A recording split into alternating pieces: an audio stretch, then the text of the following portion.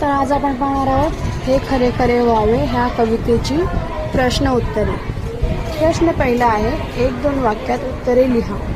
त्यातलं अ, कवयित्रीला आकाशात कसे फिरावेसे वाटते? तर उत्तर असेल, कवयित्रीला आकाशात हवेवर आरूढ होऊन उडावेसे मतलब फिरावेसे वाटते आहे। नंतर आ, कवयित्रीला गवतावर कसे उतरावेसे वाटते? उत्तर आहे, कवयित्रीला गवतावर दवबिंदू होऊन उतरावेसे वाटते। ई, धुके बनून कवयित्रीला काय करावेसे वाटते? तर धुके बनून कवयित्रीला धरतीवर उतरावेसे वाटते आहे। ई, कवयित्रीला सूर्यकिरण का व्हावेसे वाटते? तर उत्तर आहे, कवयित्रीला अंधार